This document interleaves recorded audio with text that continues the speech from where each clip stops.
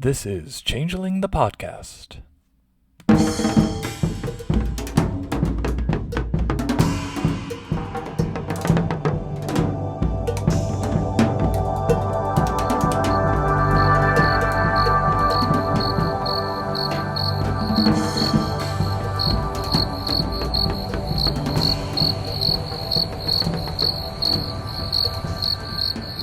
Welcome to Changeling the podcast, where crawling through the hedge and the thorns has ripped away whatever clever opening line I might have thought of for this episode. I'm your host Puka, and joining me today is Fetch. Greetings, Fetch. It's a pleasure to pull my way out of the hollow that I usually lurk into. Come see what the rest of the world is like and keep my clarity balanced. We are talking about a book today, and it is titled Night Horrors, Grim Fears, our first book of the post-initial run of Changeling the Lost. I think we said on the last one we were excited to see the little blurb in Equinox Road where it was like, we've heard you, we're continuing the line. Here come some books. It was an amazing feeling when I saw that. I got a question for you, Puka. What is a night horrors? Well, all right. So this is because you would know this more than I would, I think. Is this not kind of a series within the old new World of Darkness where like each line got a Night Horrors book? Am I correct in saying that? Yes, mostly. In New World of Darkness / Chronicles of Darkness, they developed a subline of books called Night Horrors.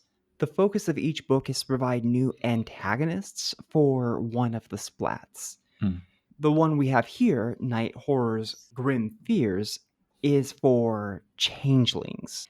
Now, these books are also meant to be useful to people who do not want to play the game line, but are looking for material to use in other games that they play. Everything we're going to be talking about today are going to be antagonists that you can use in your Changeling the Lost game, but sometimes easier for others, you can use them in Vampire, Mage, or other lines. Now, there Hmm. isn't a Night Horrors for every single line, but I think about 5 of the game lines do have at least one Night Horrors book, and some have 2. And you had said in our kind of prep for this episode that we should maybe kind of touch on the utility of these books. So I personally have rarely used any prepackaged antagonists. I generally prefer to come up with my own, although I will read through these and sometimes pick out individual pieces. So from your side, has this been a type of product that's been useful? Oh, yes, very much so. On several occasions, I have been in need of inspiration for my next story. Hmm. By turning towards the Night Horrors book for that game line, I find something that I can pull in and adapt to the game that I'm currently running. Okay. What we have here is similar to what you would get out of reading the Autumn Nightmares book, but rather than having meditations on the various concepts and then giving a few examples of each, we get like bespoke chapters for each one of these antagonists. So you're getting a lot more of a write up for these than you would for others. Yeah, it's basically taking that one chapter from Autumn Nightmares and expanding it into its entire book with maybe the same number of antagonists, so they each get several thousand words. And the text is so tiny. Uh, shall we consider the cover? I was about to ask, don't you think this would look great paint as a painting framed on your wall? I wouldn't mind it. Well, okay, so describing it, you have these 3 dank figures who I think of as a witch queen, her creepy aunt, and their bodyguard, which is Bane before he got his mask. They also have this pet dog pig, and they're gambling for meat. And if this had been the style of the first 6 books, I would be, wow, this is a great cover, this is great. But the first covers have totally spoiled me. So this one, I'm like, yeah, it's fine, but it's no Autumn Nightmares. It's no Winter Masks with that giant red hat.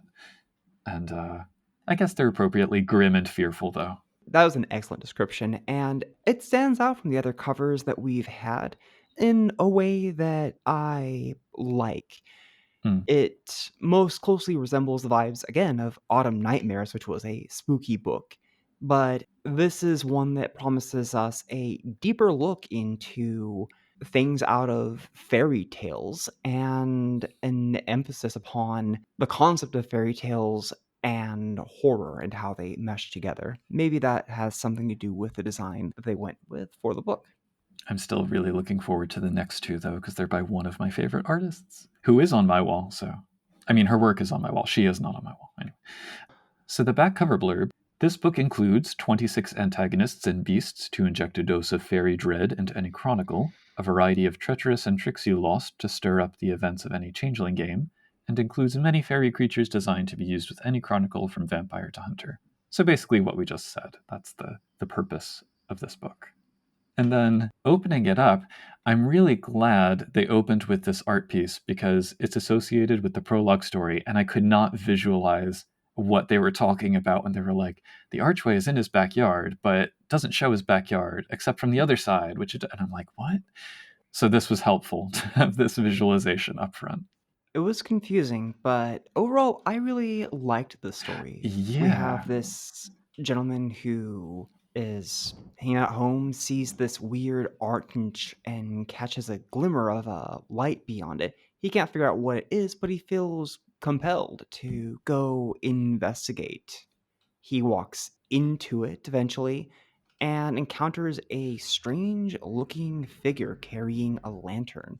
The person he encounters is obviously to us one of the Fae, and it's urging him to turn around and run away. There's a nice little bit here where the other person he's talking to, Jack-o'-lantern, he's clearly looking at the exit of the hedge behind the man, and he does that in order to keep it open, but unfortunately the guy gets picked up and scooped off by one of the keepers. What happens next, Puka? Well, he gets changelinged, but then he finds his way back, and with the help of, guess what? One of the NPCs in this book. He defeats his fetch, which is shown with some very vivid art, and Yes. reclaims his family life. So the title of this story is Happy Ending, which he's not really an antagonist. The NPC, Jack-o'-lantern, who helps him out, he says, this is one of the happier endings you could have had as someone who's clawed his way back into reality.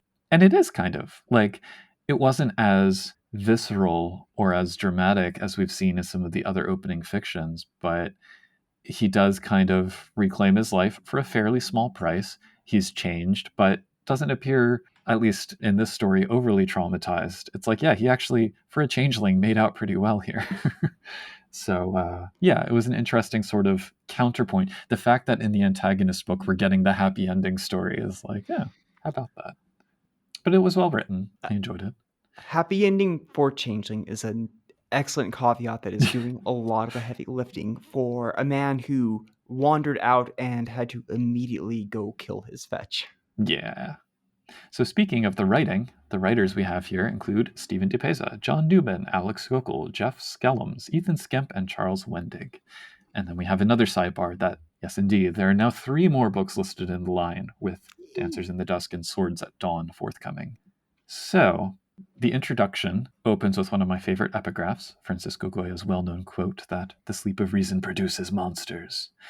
And there is a general overview here of fairies in the world of darkness for anyone who's reading this and is not a changeling storyteller. I just want to read this real quick because I think it actually does a really good job. Sure. Where it says, in the world of darkness, there are many things that are fey, F-E-Y, but fey, F-A-E, has a particular meaning. The fey are the denizens of fairy, also known as Arcadia, an other world far from the mortal realm. In between fairy and the mortal world is something that changelings call the hedge, a borderland of thorns and twisted vegetation, a labyrinth with millions of twisting paths, and a few straight paved roads where the others ride. From these places come the, capital F, Fae, the almost demigod-like true Fae, the lesser and variegated hedge creatures called hobgoblins, and the abducted humans transformed by their time in fairy, the changelings. So those sentences in and of themselves, if you had never picked up Changeling before, and you read that, I do feel like that gives you kind of the essentials of what you need to know as a vampire player or a werewolf player. That's right. And to put the cherry on top of it, they even give you some basic info on changeling mechanics and how Hmm. to put any of these into your game. They talk about theme and mood a bit. One comment I want to make is that they say fairy tales have the theme of it's important to fulfill your obligations, which is a nice distillation, but it's not true of all tales, certainly not from tales all around the world. The entities that are drawn from that folklore don't necessarily fall into those patterns. So if you are drawing from like basically non-European folktales, use common sense and discretion when applying that thematic aspect. Well said. Did you want to talk more about the mechanics, or do we want to go Not on really. to... They talk about the mask, they talk about weird, they talk about contracts. There you go. Now, let's talk about the Wicked Procession. Yes. So, really, this book is just antagonist write ups, and each of them is going to follow a particular format. In the rest of the introduction here, we get a short blurb of a couple sentences for each one, and then the full write ups. Well, there's like a quote at the beginning, and then background biography, a description that touches on both their appearance and their behavior, secrets, which might be their own or broader ones that they're privy to, usually three rumors that are presented in character and then explained, a stat block with an emphasis on their powers, and then a sidebar with three story hooks. Some are changelings, some are hobgoblins, some are true fae, and one is something else. And they all get a picture. And they all get a picture, yes. Sometimes a nice picture. Most of them, I would say, have additional sidebars with like special things. The format of each section kind of varies from NPC to NPC because I assume each author had their own way of handling each element. But that's it. Each write up has about 4 or 5 pages. I would say if you were to buy this book, or even before you buy it, looking at the preview, I assume this Wicked Procession section with all of the blurbs is in the preview. You can just kind of say, oh, these 3 interest me. And if it's enough to compel you to buy the book, then you go get it and read the full write ups. I'd be surprised if anybody loved everything in this book, but I would also be surprised if anybody disliked everything in this book. I mean, I certainly, I certainly didn't like everything, but so I think for the purposes of this episode, the way we're going to do it is alternating, where we will read the blurb and give a few points, and then the other person will maybe briefly respond and then go into their next one because we've got 26 to get through. We ready? We're going to do this? Let's work that magic. All right. So we start off with Argemone. Some of the creatures that have come from fairy to hunt didn't do so of their own accord. Argemone used to be a beloved pet until her master was slain and her orchard burned. Now this massive beast roams the mortal world and hedge alike, venting animal frustrations on those unfortunate enough to stray into her sight. I guess she's maybe technically a hedge beast? Well, she's a Yes. hobgoblin.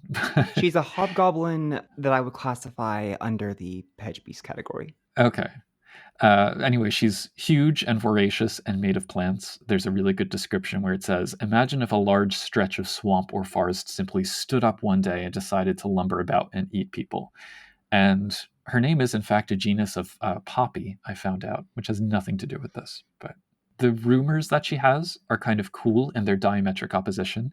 There's Bigfoot style stuff with like a mortal happens to have filmed her on a video camera, even though she's mostly cloaked in shadows when she's hunting on Earth. And then on the other side, there are nascent cults forming around the world dedicated to her, up to and including offering human sacrifice. So, kind of different ways of humans interpreting her presence when she emerges into the world. But she's just like big and hungry and not really bitter, but she misses her keeper. She's also got strength 8, stamina 8, speed 18, health 13. She regenerates all normal, non aggravated damage immediately. So, yikes. But extreme heat and extreme cold can do her in, and you can add some more rumors around that if you include her in a game. She can also merge with and hide in the hedge, so she can also have the element of surprise, even though she's the size of a bus. There is a 4th story hook for her, which the book suggests is outright the most important one. Tracking her incursions into the world gives an excuse to travel to all kinds of weird wildernesses. So if you want to get your chronicle out of the same freehold where it's always set, that gives you an excuse to do so. That's Argemone. I find her sympathetic. I feel bad for her. Yeah. She just misses her keeper and doesn't understand what happened and doesn't have appropriate responses to that.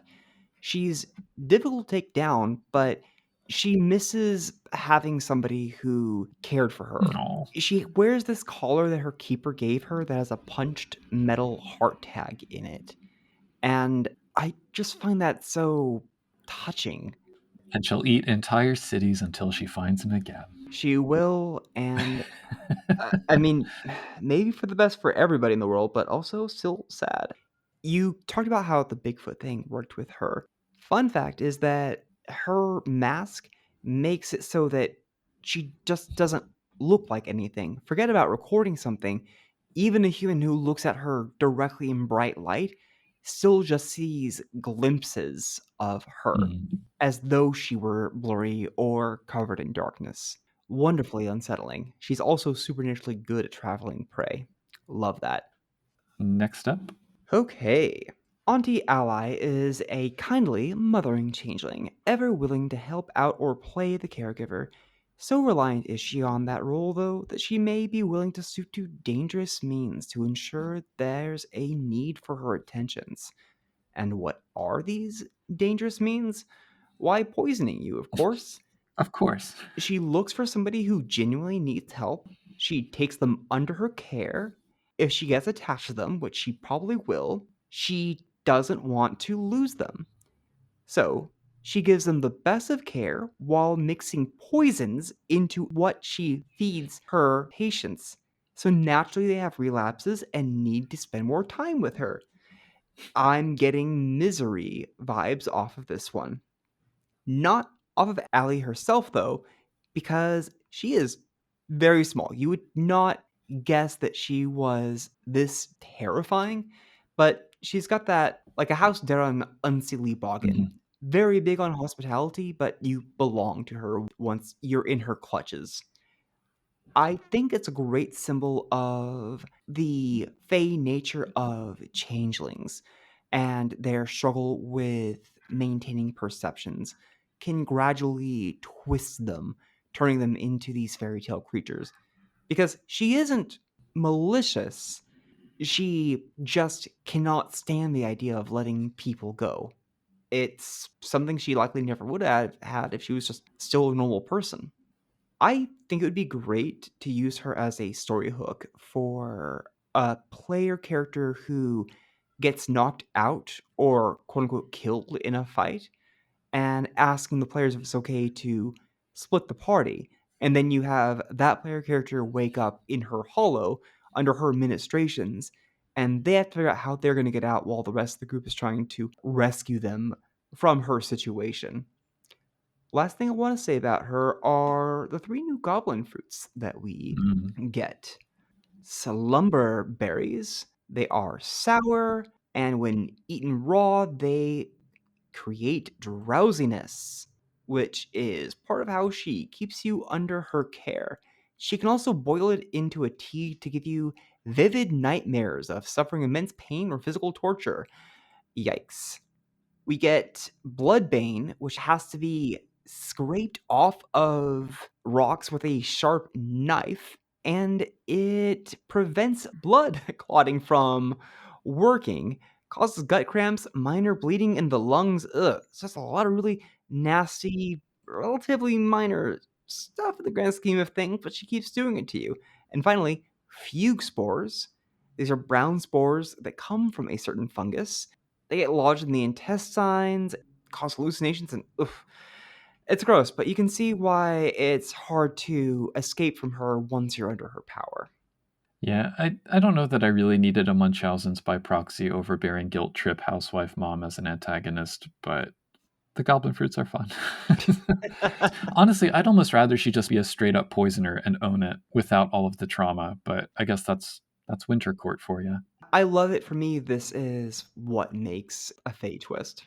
I do also want to say though, I mean, in terms of content, like anyone who has dealt with chronic illness stuff, maybe avoid this one. There's also, she has a brain tumor, so it's like, handle with care, Oh, yeah. I would say. Next up is the free market dragon Baron Fairweather. So What a name. at least one of the others has managed to insinuate himself into human culture in a surprising arena, Capitalism. The free market dragon Baron Fairweather pursues a dream of riches and financial power with the obsession only the Fae can possess. Some darker ambition no doubt lies buried beneath his draconic smile. Talk about how banality doesn't matter in the same way in Lost. Look no further than the immortal arch-capitalist Dragon Fae. But playing off what we just read in Equinox Road, I think it does make sense in the context of the Fae, because they need conflict and contestation to define and sustain themselves, right? So this is the form of that which he's chosen. He's a rare example of a keeper who lives openly among mortals in his guise as publicity consultant of Maxmart, a clear satire of Walmart.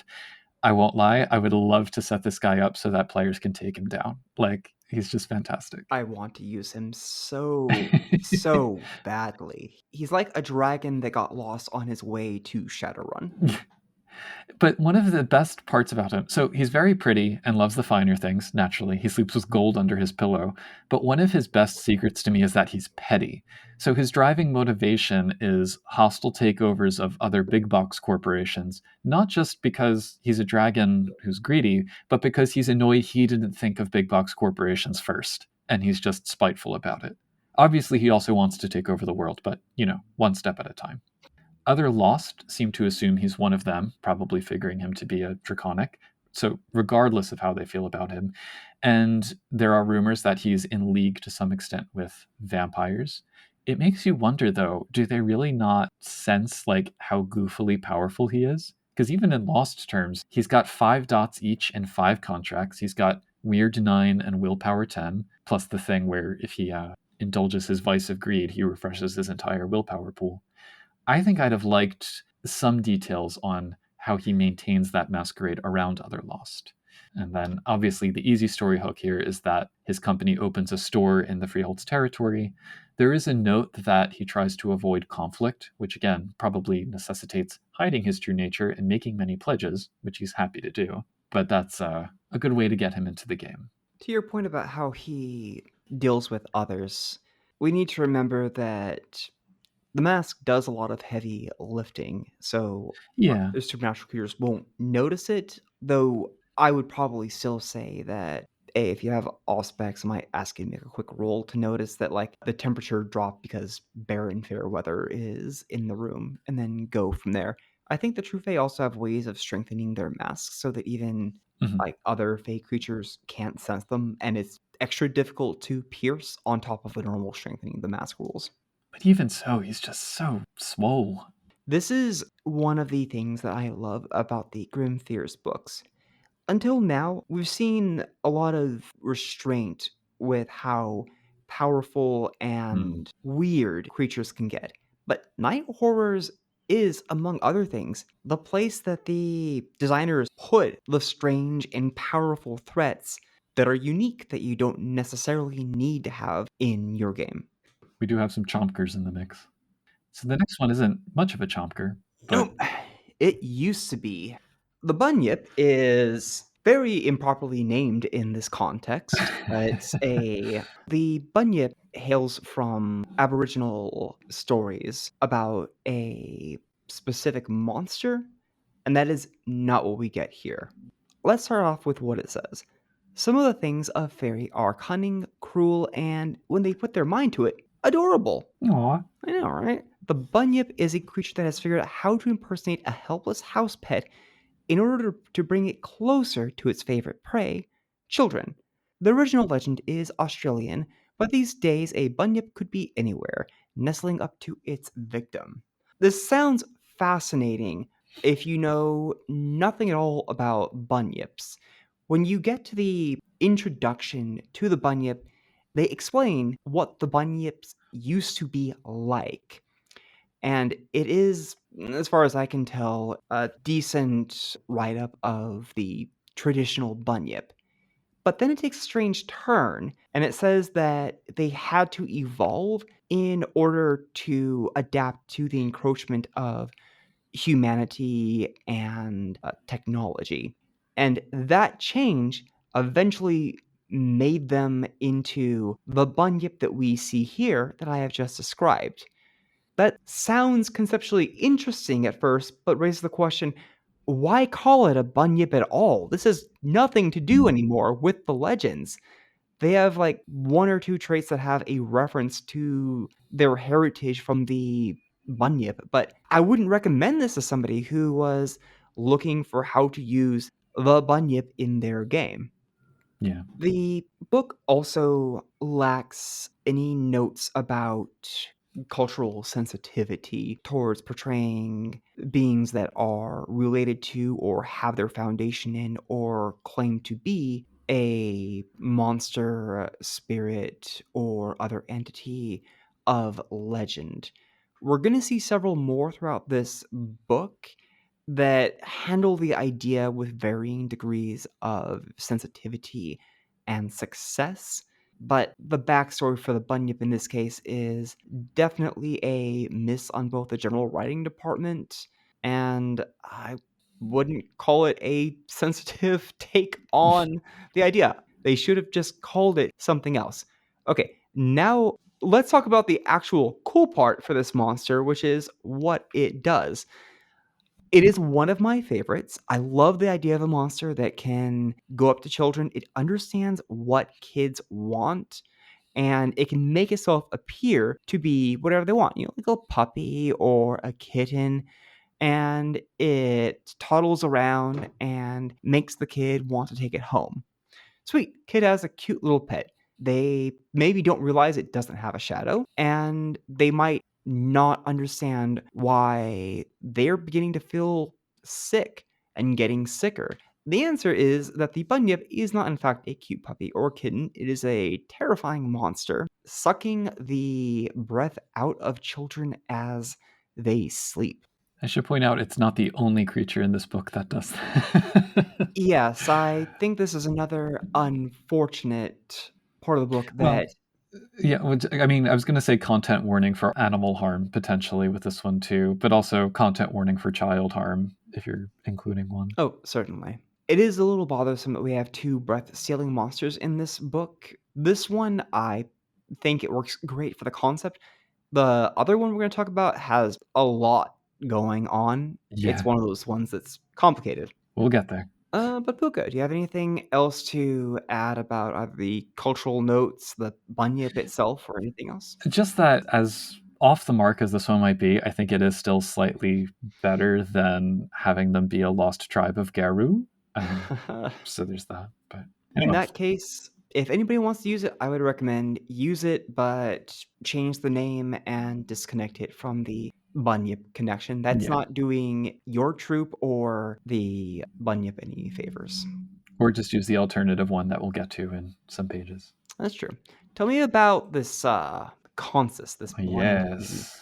Consus. Some advisors raise up rulers, others cast them down. The blind king Consus is one of the latter. He'll use every trick at his disposal, from fey magic to underworld connections, to tear down anyone he sees as an unjust ruler. He's convinced the ends justify the means, which is perhaps the most dangerous form of blindness.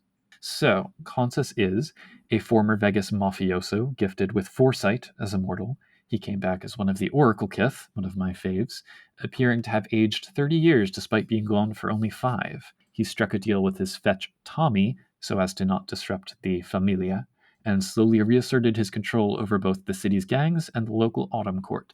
But then, oh no, he was deposed by the Summer Court, who also slaughtered his mortal family, and now he and his fetch travel around wreaking havoc as they bide their time for Consus's revenge. It might be good to remember that The Sopranos was, I think, just ending as this book came out. So there's some serious junior soprano vibes here. Consus appears wheelchair bound and blind, but he's neither, and people think his fetch is the brains of their duo, but it's the other way around. He is absolutely ruthless in taking down any court structure he sees as unjust, having sworn an oath to do so, the oath of retribution, which we get here. His goal is to topple tyrants. Overall, I think he's a good inclusion for a political game in particular, if you want to explore the rationale of the court system. He also reminded me a little bit when we interviewed Pete about whatever episode that was, and he talked about the character he played who was kind of involved in the mob and came back, and his fetch was like kind of taking care of things so as not to upset his mother. He didn't kill the fetch. Similar vibe here. Consus has the pledge of twin minds with Tommy, and they share many of the same traits. Tommy is also able to see through Consus's eyes using one of his echoes.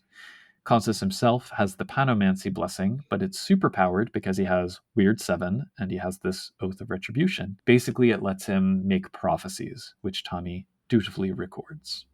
One frustrating piece for me here, and I know I've brought this up before, there is a rumor that says, hey, the Lost in a city dominated by one court might have noticed this rather distinctive one of their number showing up in town and then leaving just after someone orchestrates massacres to break the ruler's power. And then it says this is especially true if they've heard about the fracas in Vegas. So, this points again about how it would be useful to know more about inter-freehold politics and the rumor mills that happen between freeholds. But I'm not clear what's the issue that you're describing. well, we just don't get a lot over the course of the line about what those politics look like. We have plenty about politics within a freehold, but about alliances between cities or how the autumn court from one city might align with the autumn court from another or not, what are the conflicts there? I see how that would be a problem with somebody who's inherently tied to that concept. Yeah. And that might just be me speaking as primarily an old World of Darkness player, where those kinds of superstructures were more built into the setting, as opposed to New World of Darkness / Chronicles, where it is more localized. But for this character in particular, having that extra material would be helpful. I don't have anything to add to this other than we do see the more powered up version of Panomancy rear its head here because Yeah. Consus is Weird 7, which feels way higher than he needs to be to do what he's doing. I don't mind it. He's like the Godfather, but as a wizard. But I know the next one is one of your favorites, so tell us all about the Deathless. The first thing you know about the Deathless is I forgot to figure out how to pronounce this name. So I'm going to try it and Puka correct me. I'm guessing Zarumaz. I was going to put a j at the end, Zarumaj, and I think it also has to be said with thunderbolts, Zarumaj. If anyone deserves lightning bolts just for having his name spoken, it's this dragon. So, a true terror in draconic form, Zarumaj, the Deathless, poses a threat that can rip apart entire freeholds. The mighty Arcadian dragon seeks to create a pact where no other true fae has succeeded. He wishes to swear an oath with iron, removing his one potential weakness. Those who cross the path of the conqueror worm may learn, to their regret, that there are still dragons in the world, and they are monstrous indeed. What a setup. How well does it pay off? Fantastically so. He is indeed a dragon, and I have a lot to say about his stats, but let's get a bit more of the backstory going on him first. He wanders the mortal world looking for any answer about how to make a deal with iron. He is known to people as Mr. Dorian Hargrave currently, but he's gone by many names in the past. He is, in mortal world, presented as this enigmatic figure, a reclusive, wealthy dilettante. And amongst changelings, he always pretends to be somebody who's just from out of town. He'll claim that he's courtless or that he has allegiance to some court that nobody has ever heard of. And he doesn't want anybody to know that he's one of the true fae. There's a lot of effort because this guy's been doing this for not just decades, but centuries. And trying to make a deal with iron sounds like it would be the coolest thing ever if they could pull it off. But what true fae would feel that need so strongly that they didn't inevitably become distracted by something else? The answer is that Zarumaj is dying. During one of his battles, the person he was battling struck him with a iron spear, and the spear tip got caught inside of Zarumaj's body. It is now slowly and inevitably working its way toward his heart, and once it reaches it, he is going to die. Bummer. It's a bummer, but also pretty good motivation. By the way, I love how many names this guy has. The Deathless, the Conqueror Worm. It's just so cool. So the big thing with him is that he has a unique trait enabling him to draw upon the full extent of his true Fey glory inside of the mortal world. So normally you're just fighting this older looking gentleman who has some impressive stats, but when he transforms, you are up against a weird 10 monstrosity that bears a resemblance to a dragon and is so called a dragon, but is hard to remember. He has Resolve 10, Composure 9, Academics 8, Occult 10 with an alchemy specialty. He's got 20 strength, 20 stamina. His speed is 30. He has 40 points of health. He, of course, has max out willpower. He has 4 different contracts at 5 dots. He gets 7 armor. Glamour 100. Glamour 100. He can spend 15 points a turn. He can make up to 3 attacks every single turn. His attacks have a dice pool of about 30 dice. With special traits. Yes. He has a breath weapon.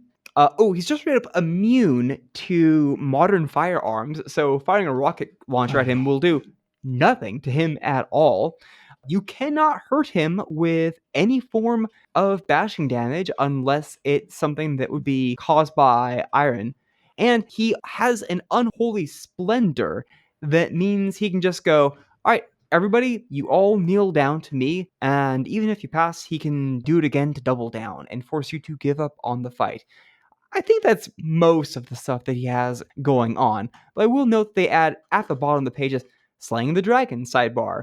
As is evident from this write-up, killing the creature in open combat is a virtual impossibility. Yes, I don't think I've seen anything that has stats as wild as this, but what a joy it would be to drop that into a game.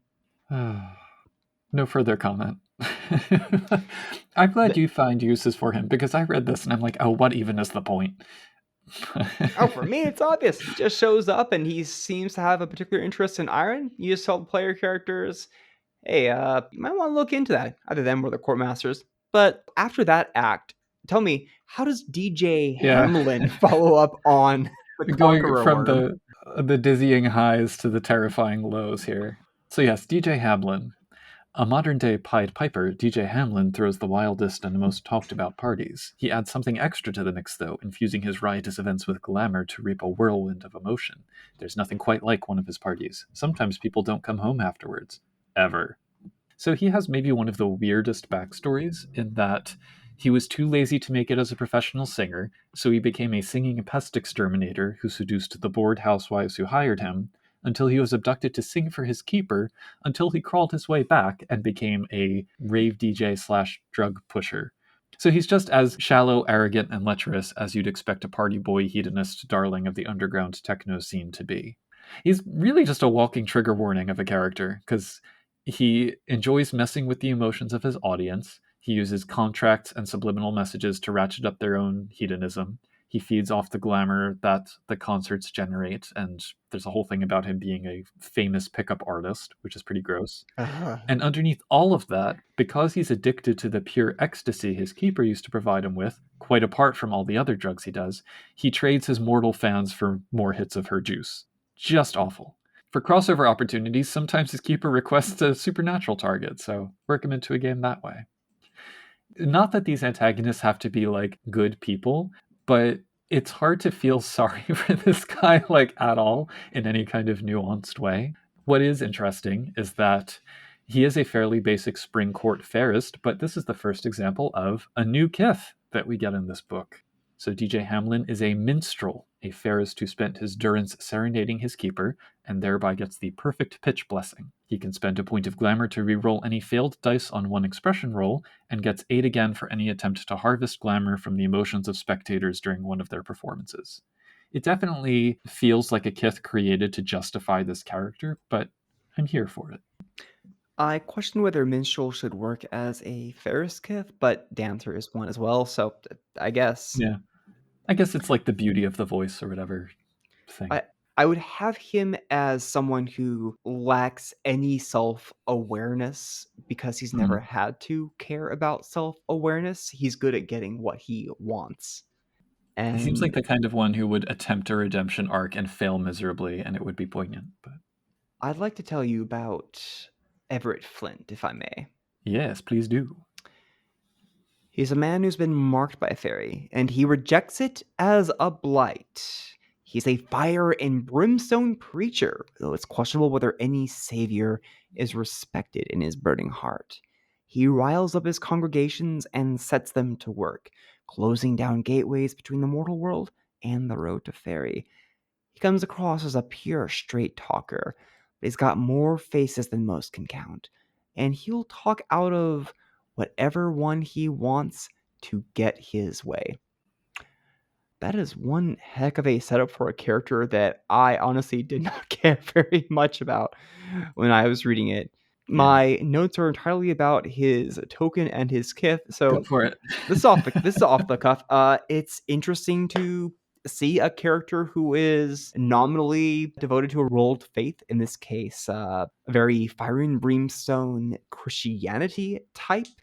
He is ostensibly with the Autumn Court, but they say he's shifting towards summer because he wants everything to die.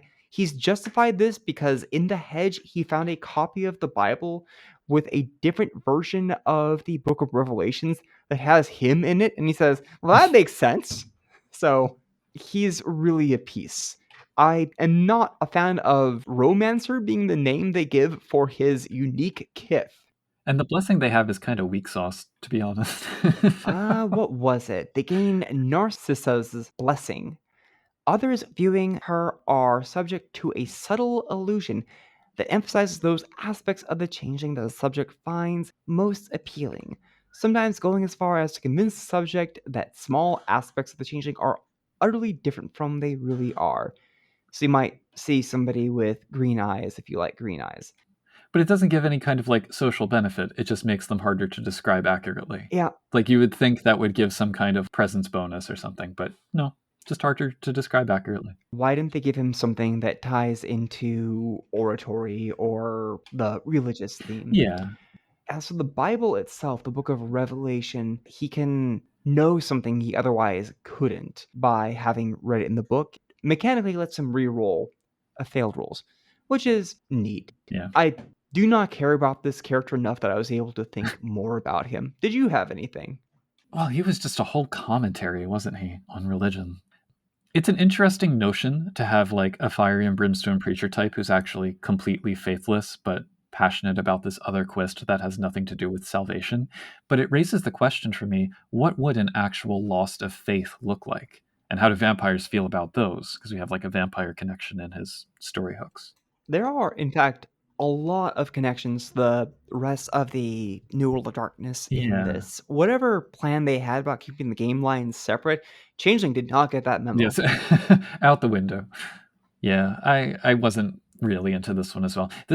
I don't know if this is the first one in the book, but there were several examples where the packaging around the character caught my interest much more than the character themselves. And this was definitely an example of one of those. For sure. He's meant to be another bridge burner, but I feel like I didn't need this much for this guy. I feel like there's more interesting takes we could do on bridge burners. Speaking of more interesting takes we could have done. Oh boy.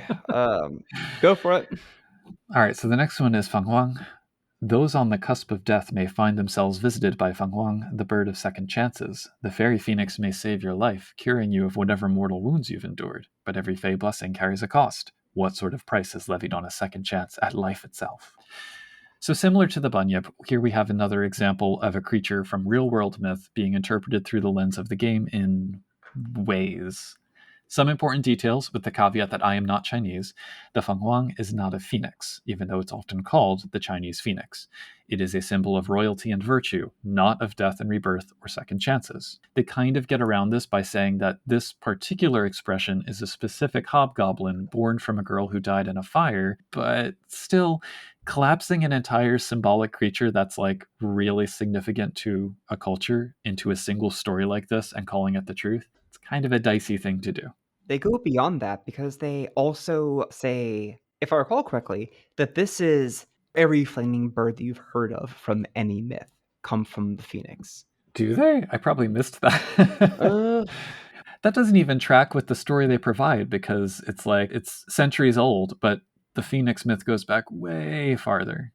But this one functionally is a phoenix, I guess, because it's fiery and it heals people from death. And honestly, I'm disappointed because I would have liked to see how they did things like modeling the traditional virtues that the bird represents. There's a note that he's painfully polite, always saying thank you and if you may, even when he's perched on your chest in your moment of death negotiating to save your life.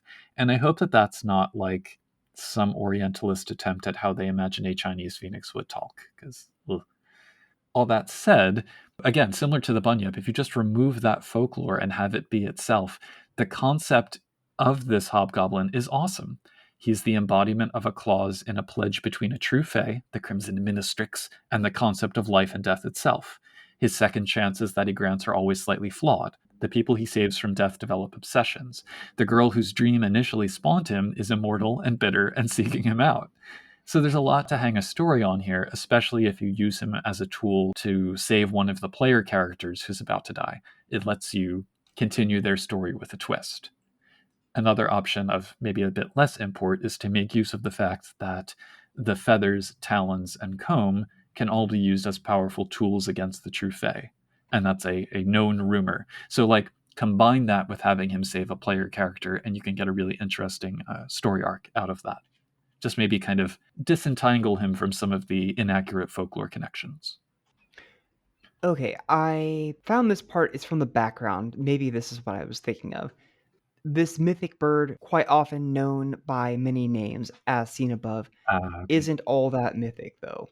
Or to say a different way, the strange bird story isn't relegated to folktale alone. No, Fenghuang is quite real, and those on the cusp of death may find themselves meeting it. And its aliases are listed as the Phoenix, the Ho bird, the Bennu bird, the Ascending One, and the Lord of Jubilees. So if you are thinking of any of those entities or the Fenghuang, I think this background is saying that this creature is the source of all of those myths. Even though all of those myths predate when it says hundreds of years ago. It's not a great take to have, especially because Chronicles of Darkness usually takes pains to avoid saying anything is the explanation for anything in the world itself. I'm also just noticing that the girl who dreamed him, because her name is Fei Li, so she's coded as Chinese here, and it talks about her father coming home and like shattering the glass lantern. And I'm thinking, famously, Chinese lanterns did not use glass, Hmm. but okay. So, whatever. Anyway, moving on. Oh, I wanted to add one important thing. When it brings somebody back from death, two things happen. First off, it breaks that person's mind and they become fixated upon finding Feng again. And I think they even talk about cults forming, but it can at least do this off enough that it becomes a thing. And maybe most importantly, although Feng does not know this, the true Fae who caused its creation gets to steal a 12-year-old girl from the mortal world anytime the Firebird Yeah, brings yeah. somebody back to life. But you were curious to know about Freddy. Curious is a strong word, but tell us. You said it. Okay. I'm going to read the description and then have like nothing to add to this person. People who crave more power could always use the assistance of the clever kingmaker, Freddy Cloversmith.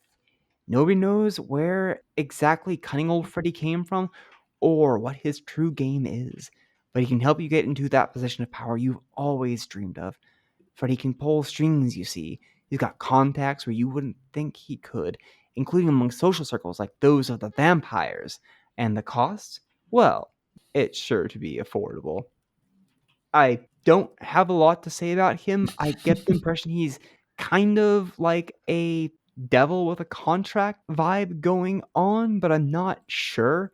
He's got this picture on his second page that words fail me. I do not know what this gesture he's making with his eyebrow, his tongue, and his hands is meant to be. Snaz He deals hands? with time and fate. He's seemingly immortal. They don't explain what he actually is, but he's some kind of fake creature, probably a hobgoblin. This is just one of those cases where there's a lot being said about the character and me just not connecting. I don't know if I would ever use this person in my game. Maybe you can salvage him, I say, turn the person who first said that they weren't interested in this character. Yeah, let me let you down gently here. Thank you. I like the idea of a servant of fate who doesn't fit neatly into any category because he's neither human nor hobgoblin. He has kind of assorted random powers. All of that is cool. I don't think, though, that he should have nearly as much pull as he does, given his actual traits.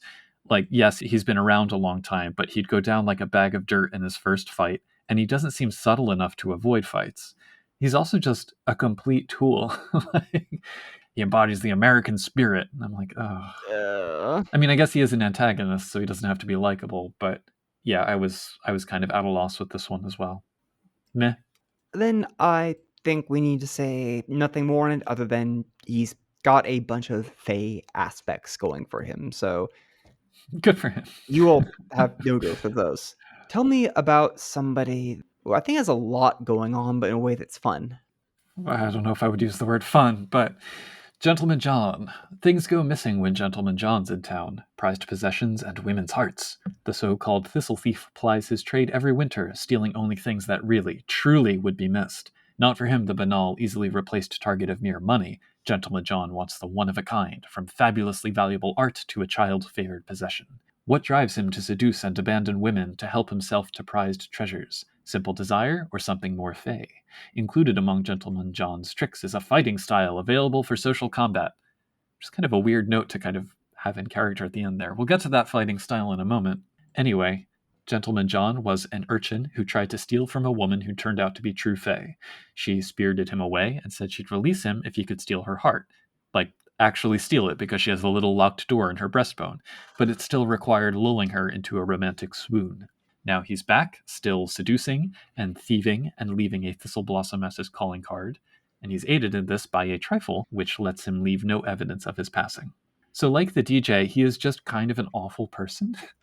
There's a bit about how he sees every person as a lock, women for sex and men for information.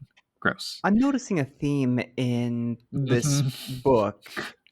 He's also yet another fairest, I will note. There's way too many characters that are abusive. Yeah, abusive, especially towards women. Yeah. Anyway, Gentleman John can only fake emotional attachment. One of the possible story hooks is that he's missing his own heart.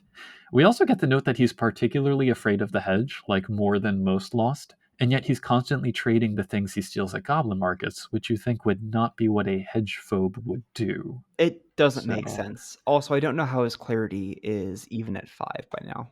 Yeah. He's a Wintercourt fairest, but again, we have a new kith here. In this case, he is a larcenist, basically a dancer, but for thieving. The Thievery's Grace blessing gives him 9 again on larceny and socialize rolls involving agility, and +1 bonus to dodging attacks. I don't understand why larcenist is a kith for the fairest. Yeah, that's a good point. I guess, like, gentleman burglar is a thing. Again, it's a kith that seems like it was invented for this character, like just to kind of give him a new kith. It's like, well, what can we give him? The fighting style is just social maneuvers, which requires presence 3, manipulation 3, and any social skill at 4. It's really just manipulation given maneuvers, which make further big S social interactions easier to navigate. Interesting concept, but I don't know if I'd want to actually spend dots for all this. It feels like the kind of thing that needs other like social mechanics to interact with to get the most use out of it. I wasn't wild about it, but if you have thoughts. I know that social fighting became a bigger deal in their 2nd edition, which introduces social combat as a more fleshed out system. But at the same time, the way they've explained it in that edition makes it feel difficult to approach. So I've barely used it and therefore rarely had use for the social maneuvers. That said, if you take social maneuvers, you are likely to get whatever you want out of almost anybody because they take a system and add the kinds of these are the results you get that you might normally just get out of combat systems. And it does kind of stack, so if you have all of it, it synergizes. Yeah. Who's next? Well, Yeah, we're going to have to dance around this boy. one. I got it. The Fae have a deep interest in the concept of fate with a capital F. Some, like Grandma Mara, can apparently even read it as it stretches into the future. This wise old fortune teller can offer insight into events yet to come, and even some assistance with problems on the horizon. As usual, there might be a catch, but good advice might be well worth it. Well, that sounds interesting and spooky, and I'm going to ruin it for you immediately by telling you that the G word, the slur commonly associated with the Roma, is used liberally around this to describe this true Fae. It's not a great take. No. That said, idea of a true Fae who's really interested in fate seems like it's on brand. She wants to create chaos by unbalancing people's minds, and if you follow her advice, you get a token from her that alters your personality and gives you incredible luck. So, the really weird thing about this that's hard for me to figure out how it worked was if you want something, like, I want a relationship with this person, she gives you this token, and it seems like it mainly changes your personality so that you will be the kind of person who is able to get into a relationship with that person that you're into. But it's supposed to work with like earning money and other things. I'm really not clear on how it works. Yeah, I wasn't clear on it either. I was like, wait, does she actually tell the future or no? Give me an answer. That's all I've got to say about her. Yeah, I'm overall not wild about awkward stereotype characters, but I guess I'd rather they be alien monstrosities doing clunky imitations of humanity than not. But the creating temporary tokens was kind of nifty, and I'd like to see that used for situations other than, I'm going to warp your mind so that you believe you're meeting your destiny. But, yeah. Let's talk about somebody who is Somehow even worse? enjoy. Yeah, so we have Green-Eyed Gerda. Glamour stirs up emotions and heightens it. No wonder then that Green-Eyed Gerda is also called the Queen of Jealousy. She whirls like a tempest through society, upending relationships and raining venom on those who awaken her powerful sense of envy. She's one of the most influential spring queens in recent memory, but that power is held firm in a hand that trembles with madness. Probably my least favorite so far, not least because they used 3 different font sizes over 4 pages, which was irritating to read. Gerta was picked on in the orphanage where she spent her durance, where the others were allowed to take all the parts of her that they wanted, except her face. She cobbled herself back together out of parts and stumbled out of the hedge as an elemental of the mannequin kith. And since then, she has followed a pattern of showering favors, then getting all stalkery, and ultimately paranoid with everyone from friends to lovers.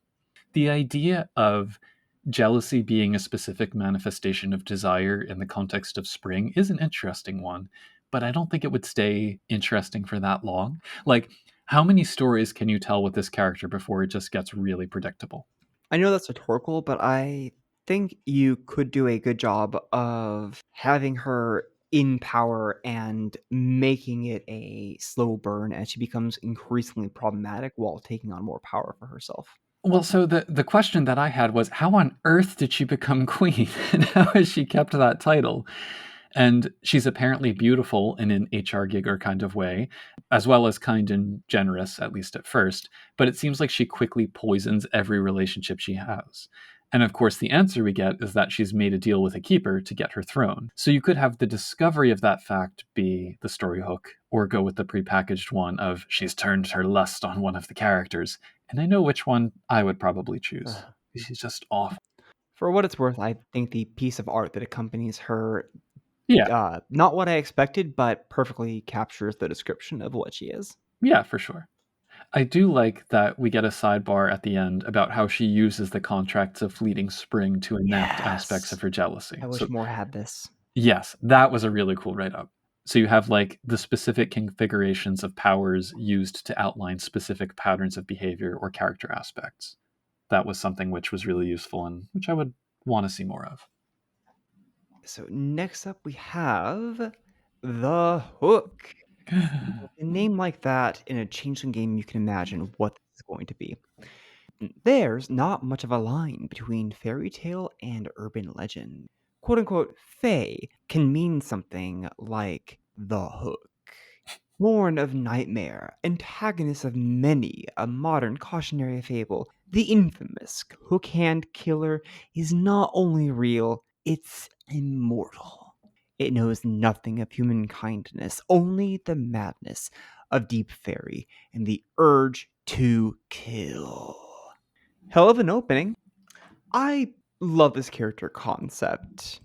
It's a true fae that found an urban legend and slid right on in there, taking full advantage, like somebody had custom tailored a set of clothes for one of them to wear. The weird thing to me is that they play it to the hilt. The Hook cannot speak, period. I think he only goes after people who have had sex out of wedlock, but I'm not 100% sure those are his limitations. I do know, though, he was born out of that in the 1950s when people were concerned that sex and bad behavior were connected. Whatever the case, he does exactly what you think. He wanders in, he finds people that he wants to kill, and then he murders them. And murder them he will, because 15 dice to hit you with his hook hand, plus 2 lethal damage, armor 4/4, defense 6, at least 15 health levels, immune to bashing damage, and gunfire. Oh, and if he hits you, not only does he do damage, but for every point he inflicts, he regains 1 willpower, glamour, or health level. You are not going to win a straight fight against this guy. Fortunately, he cannot remain in the presence of someone who has proven themselves resistant to its supernatural horrors. And it takes aggravated damage from both the blood of a truly innocent person, including if it accidentally stabs such a person, and, most curiously, its hook hand, although good luck getting that off of it. I love the Hook. I would love to introduce them as a one-off black and white villain. The bit about how he takes aggravated damage if he spills the blood of someone with morality or clarity 9 opens up, to me, an obvious plotline of some depraved changeling using such an individual as bait. Like, make that the real antagonist of the game. Oh, yeah, And then obvious connection to the Scarecrow Ministry is obvious, but they also frame them as potential worshippers of this bogeyman, which makes we're not going to get away from this pun. It makes a good hook for their Autumn Court foes. So next we have Jack-o'-the-Lantern. An eternal wanderer, Jack-o'-the-Lantern is cursed to walk down lonely roads until Judgment Day itself. He's seen a lot of things in that time, and some say he even tricked the devil himself to end up in his current predicament. When the changeling who managed to outwit the gentry themselves arrives in town, it's uncertain whether it's to light someone's way out of mortal peril or to lure them right in. And hey, it's the prologue dude! Yeah, I know, it's so cool. This one feels especially appropriate as we approach Halloween, because the backstory here, although it's definitely made very RPG book in the way it's written, it does reflect the folklore behind Will-o'-the-Wisps and the whole trickster too tricksy for his own good, cursed to wander the earth mytheme. What I think they've done well is created a character who feels like he evolved into that trope, rather than one derived from it. He is that character because he managed to trick his way out of his durance, but he's also an expert pledge crafter, and his heart is missing, and he's good at guessing the whims of the true fae. So all of that makes him equally robust as like an actual lost character that you would run into. And I'd almost say this one feels like it might have been someone's character turned into an NPC for this book, because there's like an odd little collection of, I don't know, ordinary traits, but putting them all together makes this very unique character. So he's a solstice court chatelaine, although he secretly wants to get into autumn. He's got this weird pledge that makes it difficult for him to regain willpower, but also harder to catch and confine. He's got a token lantern that never burns down and lures people in. And at the same time, he has weird sex and some sick contracts, so who knows. I think the prologue did a good job of modeling the kind of character that's spelled out here. He's the type that will always have rumors swirling around him, being sort of a mercenary, the most important of which is probably his supposed immortality. And even he's not sure whether he is immortal or not, but he's not about to test that theory. And so I feel like I could drop him into almost any story, but I wouldn't want him to be a central focus in a story. Like, I would be fine with him just kind of being a side character. And these are prepackaged NPCs, so I feel that's how they should function. When you say that Jack has a lot going on, I'm nodding along because you got through a lot of it, but there's still more. He's Yeah, oh, well, yeah. Solstice Court. My goodness. He's many more than one notes. He's a whole symphony He of has his own notes. custom pledge built into here. If there was one thing I wish they changed, it would be that they leaned more into the clever Jack archetype, which is what he is filling. I don't get that vibe off of much of his description. They say he's a con artist, but we don't learn much about that. And the only other thing tying him into the story that we haven't mentioned is that he cannot sleep anywhere unless someone of higher rank gives him permission. Mm. Overall, though, I really like him. He's a great example of how you can take a fairy tale creature and then make a changeling out of that. He is so much more than just being a wizened chatelaine. Yeah. I'd like to talk about Kumalo. This feels like it's based upon a fairy tale, but I could not find the names of the major actors in this write-up. So let's see if we can figure out where the inspiration may have come from. The book says, uneasy lies the head that wears the crown under Kumalo's gaze. The Keenslayer of the Veld was a gentle man once. Now he is the right hand of vengeance, a primal force dedicated to shattering thrones, breaking crowns, and casting down entire courts. And he is enough of a chance to succeed that no member of the Great Courts is happy to hear rumors of his arrival. That is a badass reputation. Let's see how well he fulfills that. I do feel like his story is a fairy tale. He begins as this old man of the Zulu people whose daughter becomes wed to a person, and she freaks out because she keeps finding leonine stuff around their bedchambers. The terrible fact is that this is actually a changeling that she has married, and it's not interested in being nice. When Kumalo is like, hey, you can't be with my daughter, he tries negotiating, and then Kumalo goes, no. To which the antagonist says, okay, well, I guess you're off. I think Kumalo gets dragged off to Arcadia by this person, but I forget the exact method by which he... Oh, he got a keeper to drag him off. Jeez. This guy's got a rough time, but he doesn't remember too much about his endurance, though he claims that he's killed a true fae, and he has certainly killed 3 changeling monarchs. I love the idea that he's good at killing monarchs, but I wish they gave us some more information about how he does it, similar to how Gerta gives information on how she does her thing.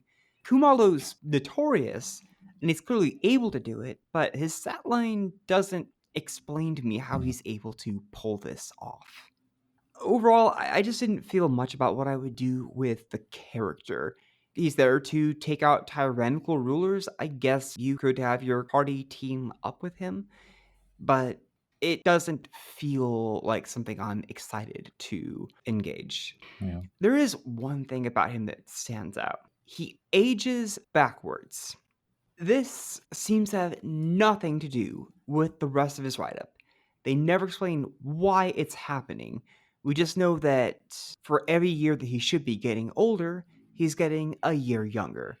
Now, he is an old man, and he does depend a lot upon people, upon his antagonists, either underestimating him for his age or being more deferential to him because of cultural expectations. And maybe the age reversal would do something about that, but doesn't seem to regard it as more than a curiosity. I have no idea what you would do with it. But as for the power itself, it is a literal merit, which has the weird prerequisite of needing weird 4.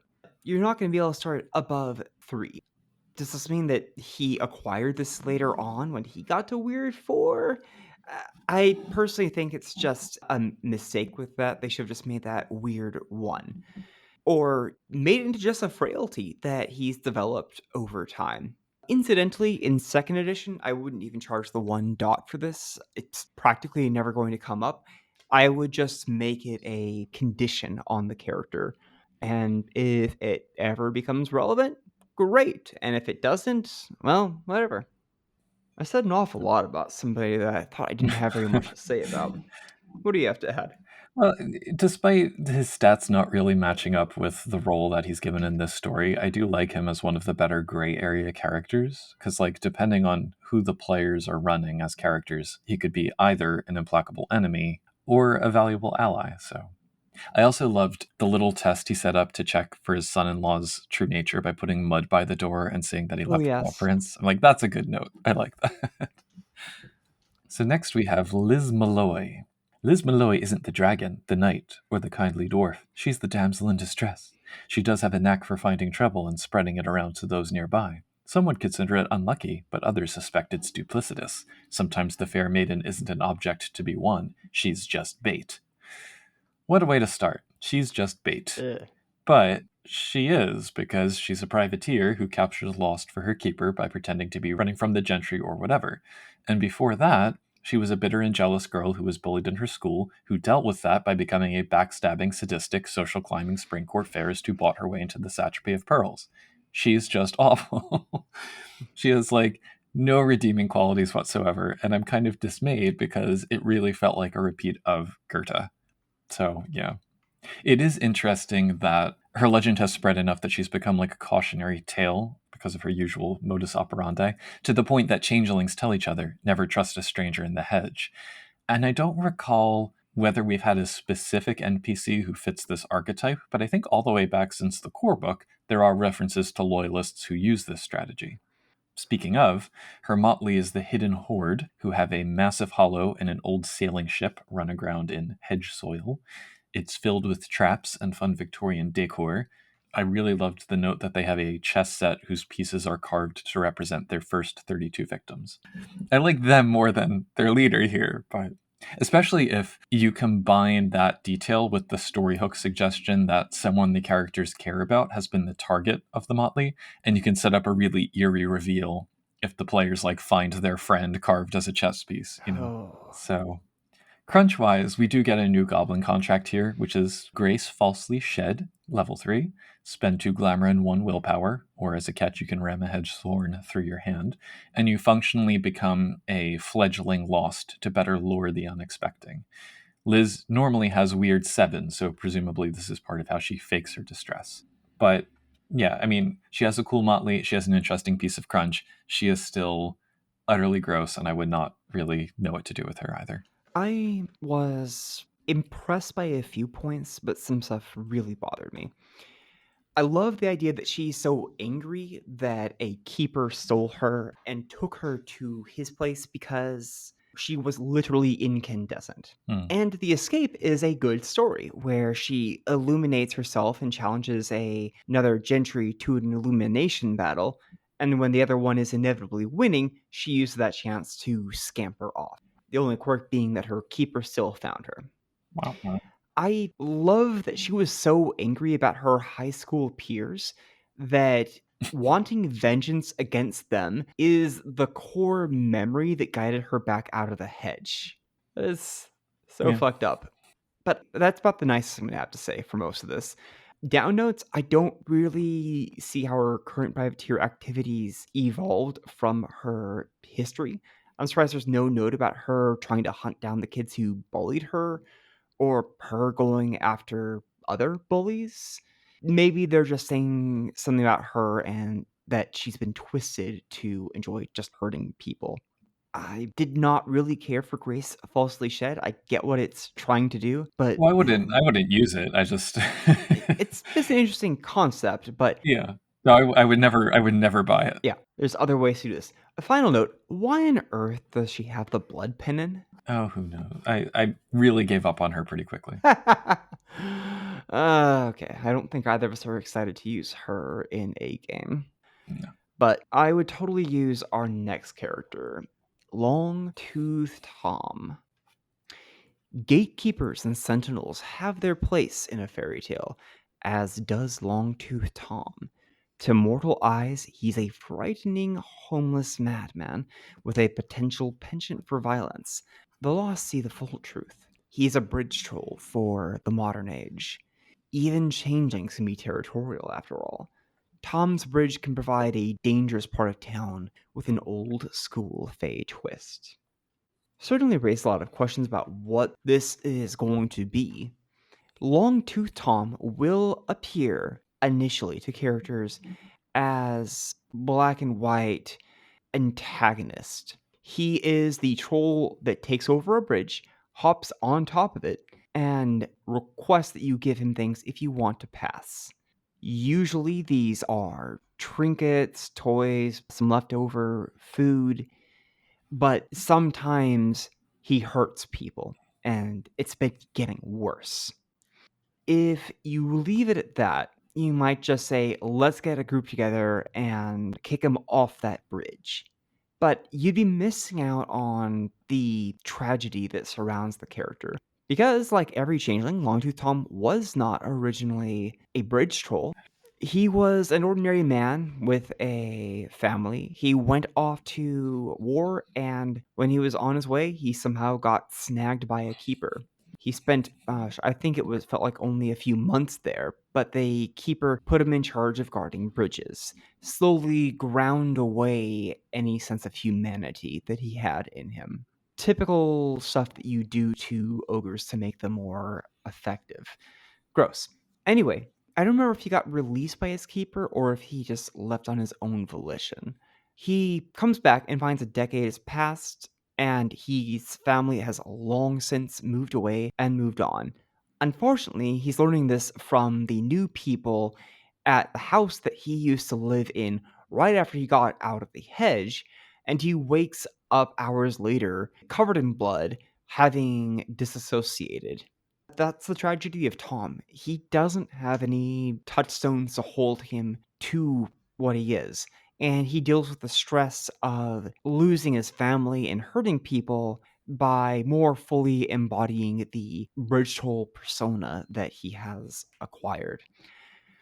I would love to have him inside one of my games, either being somebody that an NPC wants the Motley's help in dealing with, or just someone who's harassing a common route that the Motley takes for whatever they like to do.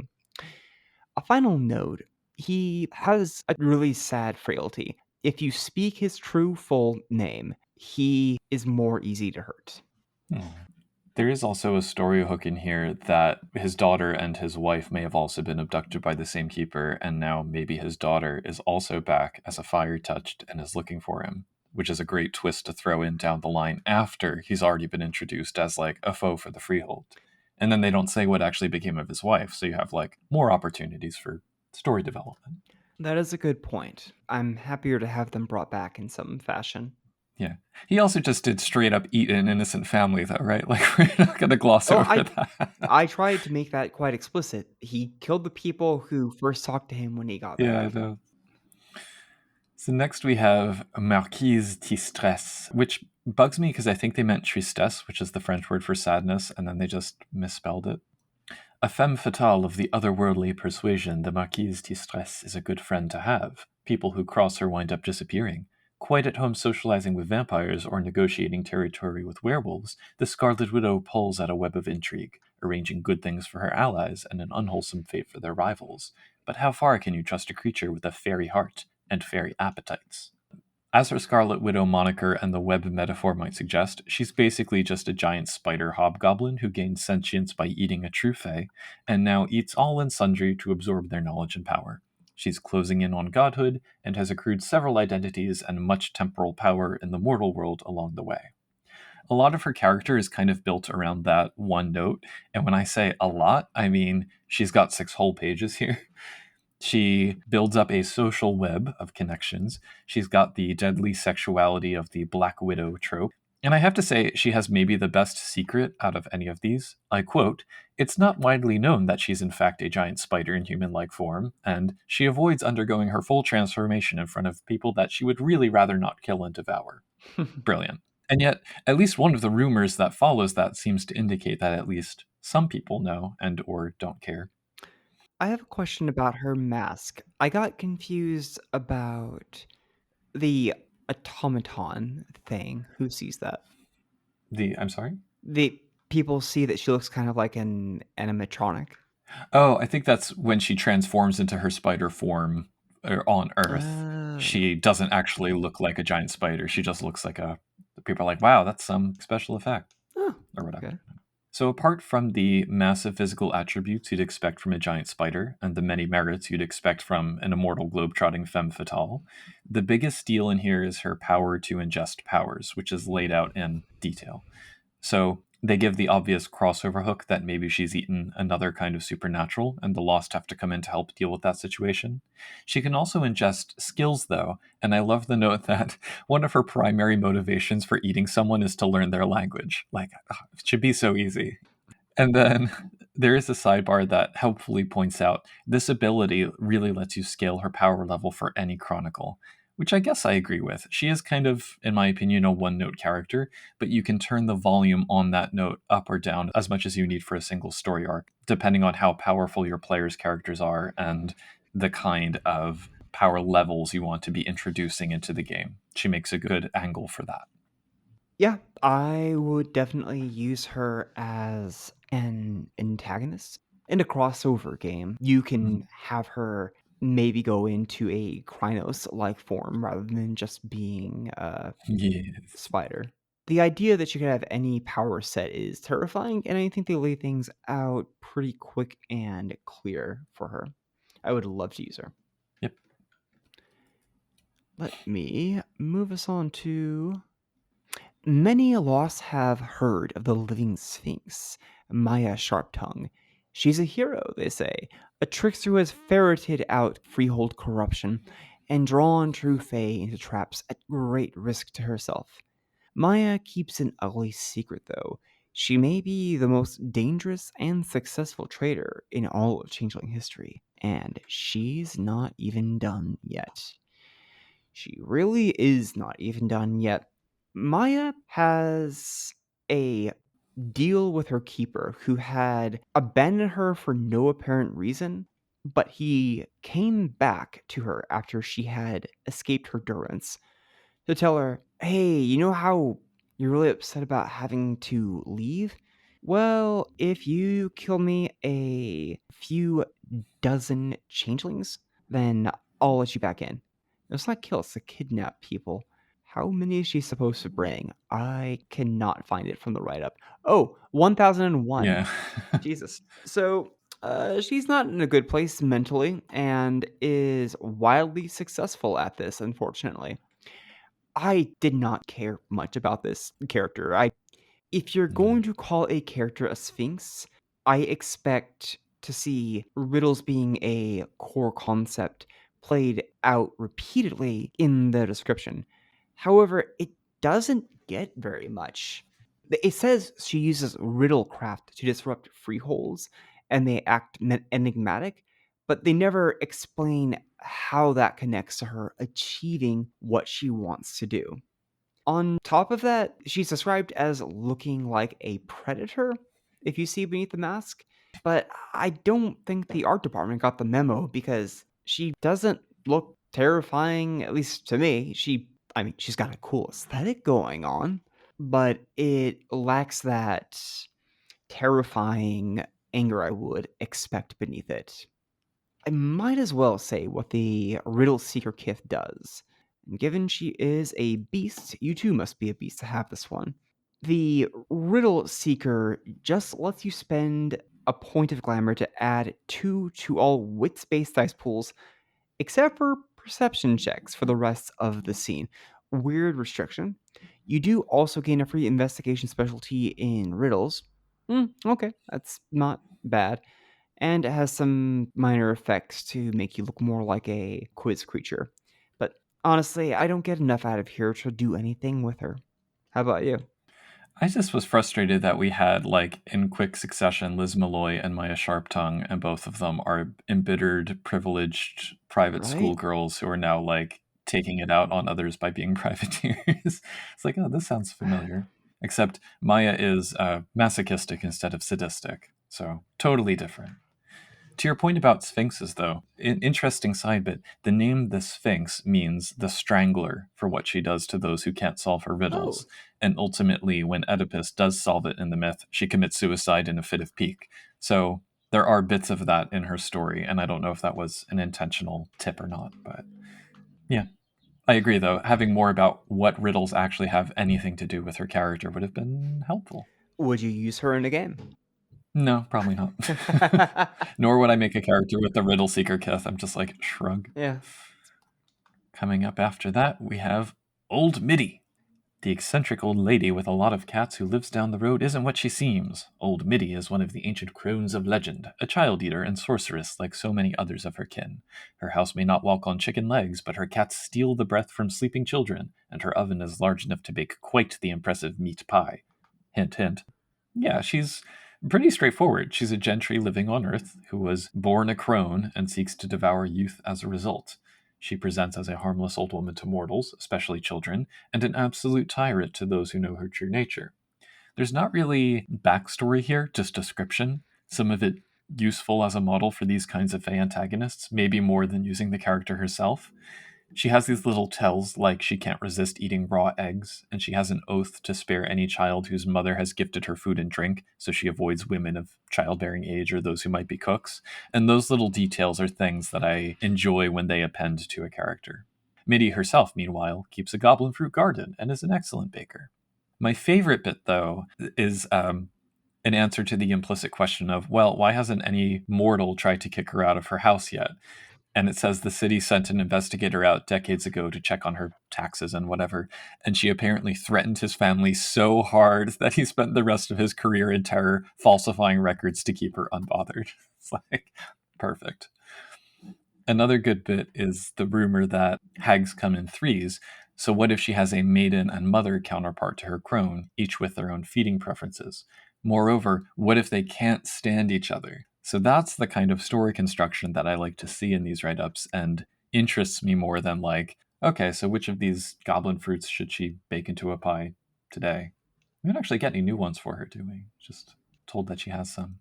This is also where we have the other breath stealing cats. They make for fun little side foes, stealing breath and returning it to her so that she can absorb and convert it into glamour. But only from the young. The breath of the elderly is poisonous. They're all telepathically linked as well and can spend glamour to open locks despite their lack of thumbs. But I have to say, as the co-keeper of a cat with many thumbs who likes to sleep on top of people, I think such cats need more love and appreciation, and this is all just slanderous. Anyway. I would love to have the cats as their own entry. Yeah, I mean, I think you could peel the cats out of this write up and use them in conjunction with something else. Probably, I'd probably be more inclined to do that than to use Old Middy herself. Yeah, I think so too. She's cool as a classic Hansel and Gretel hag, but Yeah, I'm kind of more interested in that one changeling from, was it from Autumn Nightmares? The one who hangs out and has a little token anybody can wish on? yeah. Oh, the Pledge Stone. Yeah, yeah, that's the one. Yeah, that was good. I'm very curious to hear your take on the next one, This next one is going to be a fun challenge for us. though. When an abducted changeling's fetch is destroyed, it reverts to the inanimate material that was used to create it. But what if that material is reused to make another fetch? And when that fetch is destroyed, what if the material is used again? This is the eternal fate of the recurrent. Forged to replace a stolen changeling, destroyed then remade, growing more powerful with every incarnation. It's ready to break the cycle however it can. This is a lovely concept because it creates a new boogeyman for changelings to fear. Even if you never want to use this in your game, you could plant rumors about fetches being reused into new forms. But What I like more is the central struggle of the recurrent and how doomed it seems. See, it realizes what is happening to it.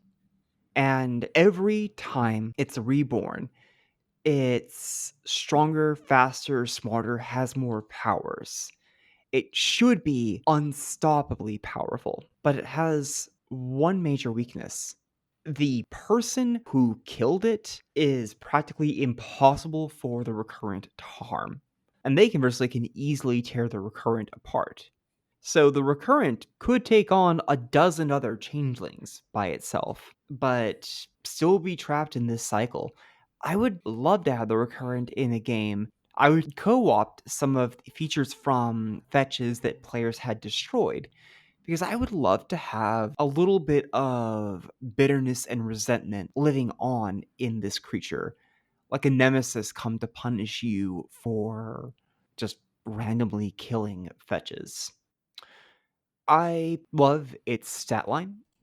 It's got way too good stats, and I feel like there's a question of could it have these because the way that your host's weird limits yours? But given it's meant to be a one off monster, I can work with it. That said, what we are working with is somebody who has 13 dice with a shotgun and 9 again. Is rolling out here with 5 defense, 10 health, a weird 6. Best of luck to you. And a bunch of attributes that are 4, 5, or even 6. My goodness, he's got 6 in stealth. He's got science with poisons and chemistry. I love that he's picked up all these skills because it's kind of like a time loop where he's got to keep getting better and better. And so his eclectic set of abilities represents the numerous ways that he's tried to kill his opponent. He gets some fate aspects, and he just has a ton of powers that are going to even the odds against just about anything. I would love to see him in a game. I just think he introduces lots of questions about the metaphysics of fetches that are really fascinating to consider.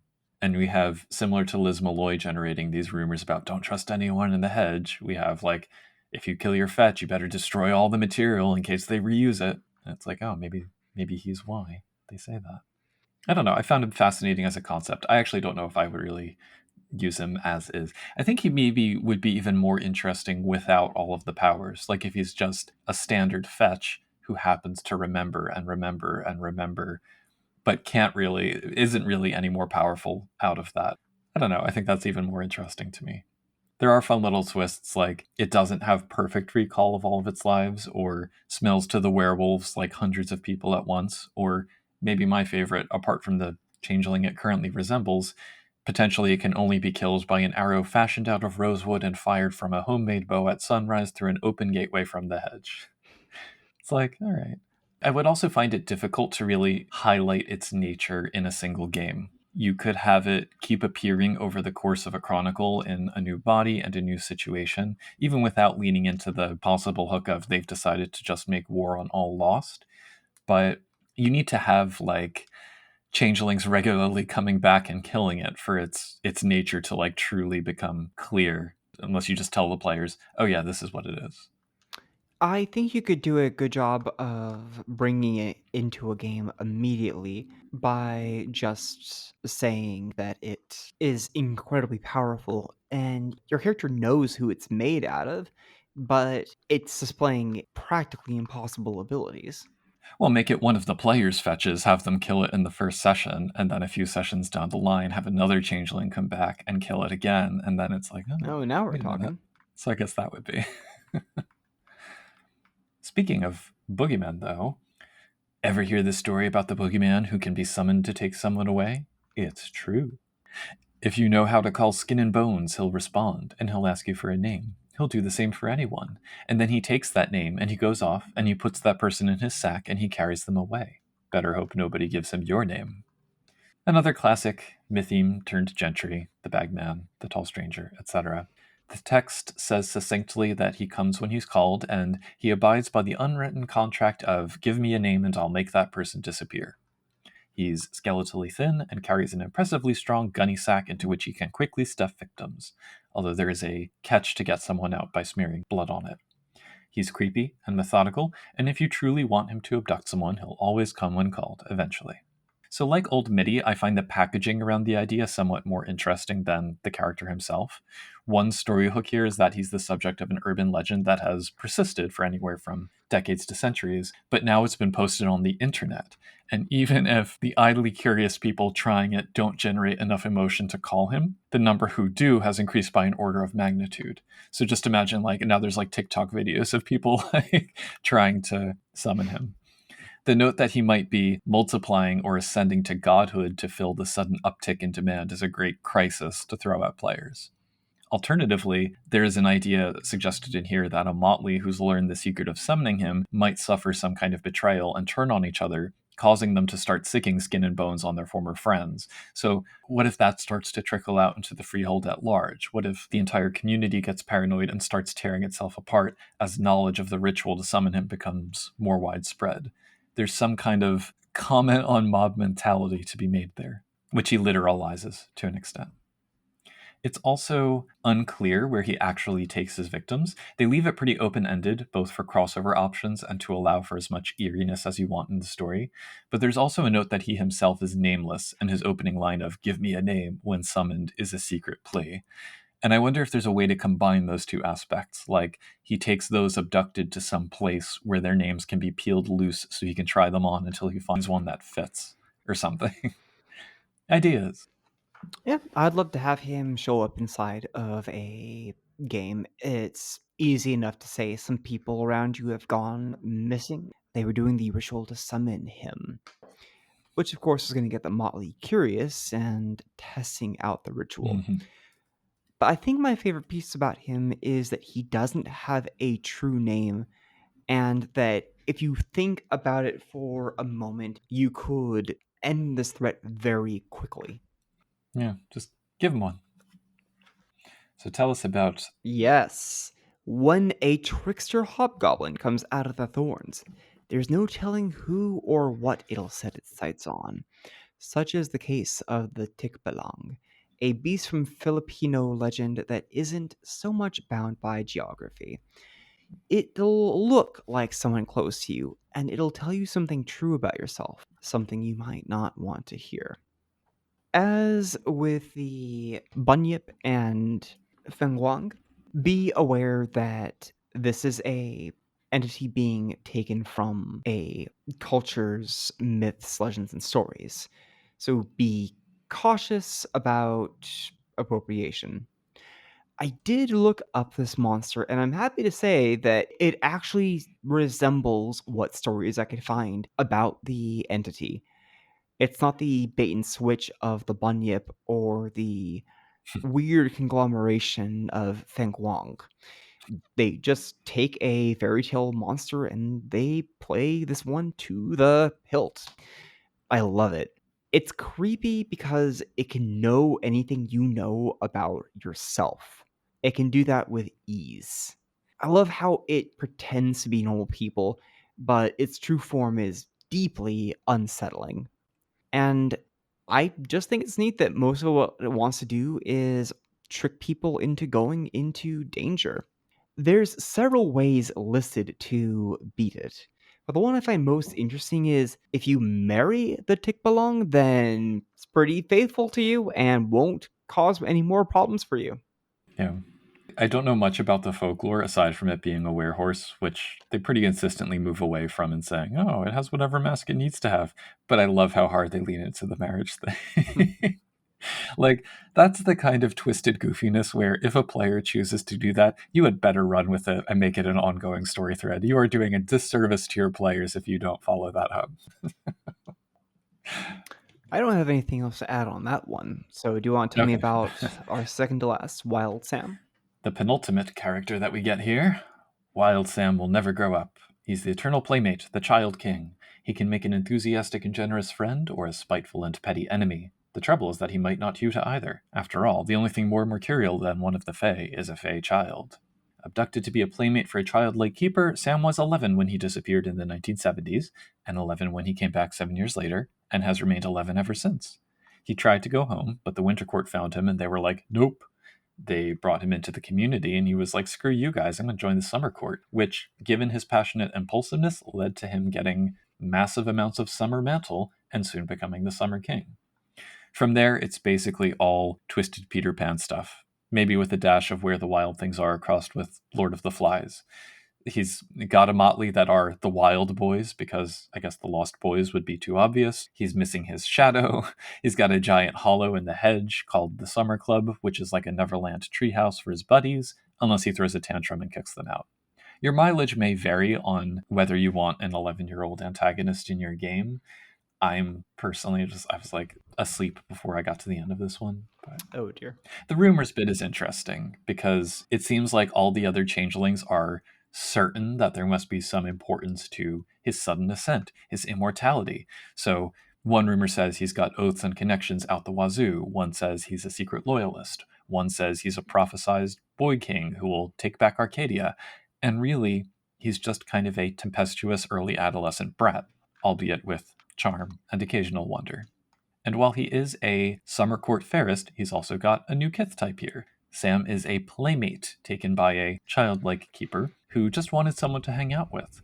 His blessing is the Circle of Friends, which grants +2 to any teamwork role where he's the primary actor, or 9 again to the primary actor's role when he's the secondary actor, 8 again if the role already has that benefit.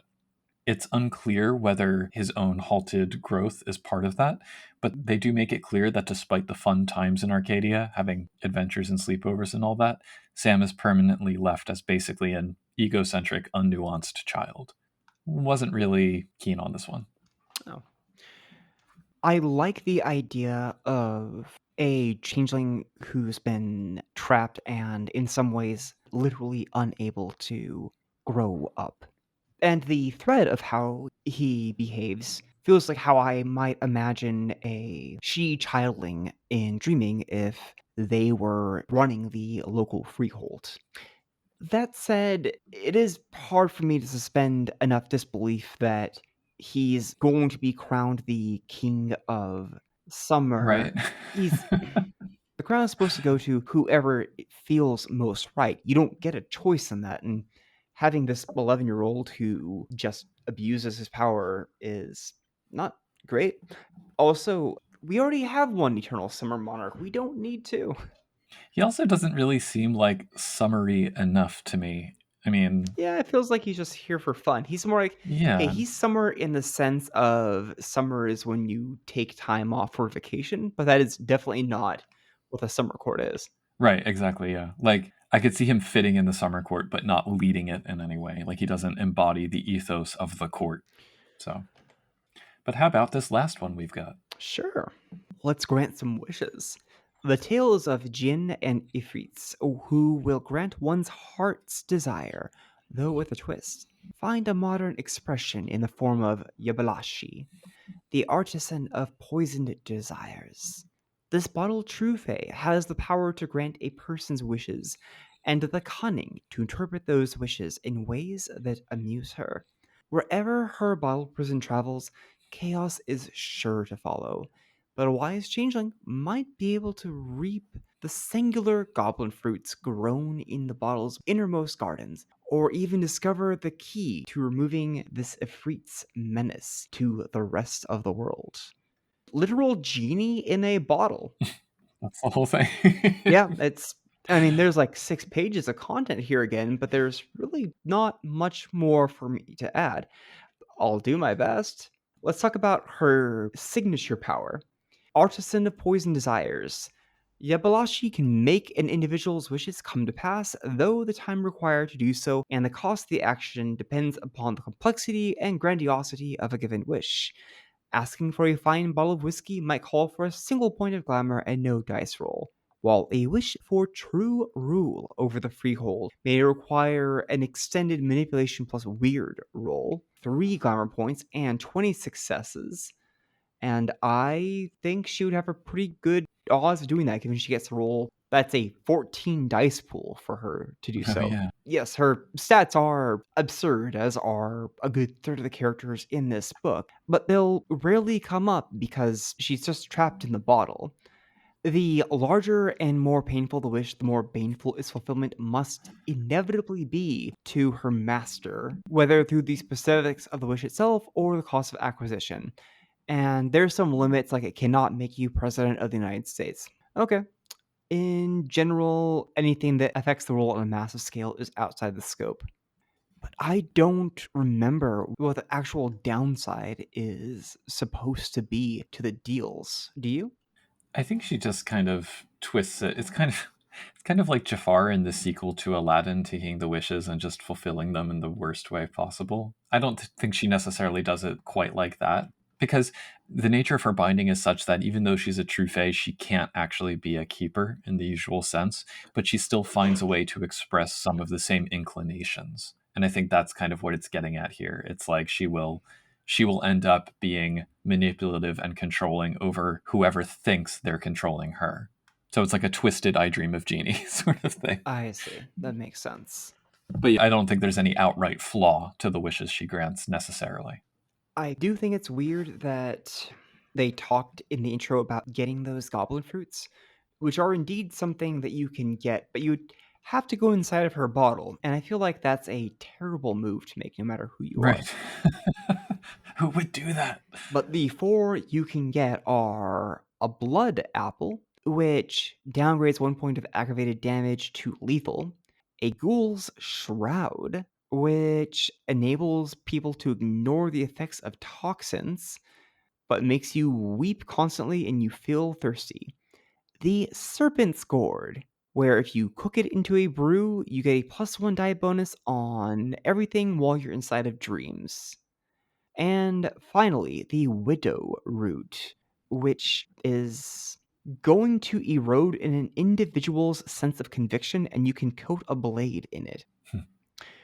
I think it's interesting to have a genie in the bottle show up, but I'd probably have this as something that pops into the hands of a mortal that she is manipulating. Yeah, And it might for make sure. for a good short story about trying to help this person move on and get away from her. But that's all I got. Yeah, this is absolutely introduce her through a mortal rather than through a changeling, I would say. But yeah, that's the book. It kind of ends very abruptly there. And so after going through 26 of these, I don't know how many I would actually choose to use in a game. I'd probably be most likely to use or base an antagonist off of Baron Fairweather, Consus, or Jack O'Lantern. I will actually, now that I've had the chance to talk through it, I will add the recurrent. Each of them for different reasons, and obviously it would depend on the chronicle, but I'm still impressed by the level of detail I got into and the variety of plot hooks available, even if I wasn't as into a substantial number of them. Like I said, for some of them, it was often the packaging around the character that interested me more because it opened up new corners of lost society and expressions of the weird and dynamics of the game as a whole that were interesting. So, like, what else could temporary tokens do? What does it look like when a freehold tears itself apart through paranoia? Some of them are just awful people. And I know that Lost doesn't have morality per se in the same way, but there would certainly be a moral imperative to deal immediately and severely with some of these folks. So, in that regard, the book generates a lot of ideas, even if there are characters I'm kind of meh about in and of themselves. I imagine this might be a lot more useful for a storyteller from another Chronicles game who's just looking for a random antagonist to drop in.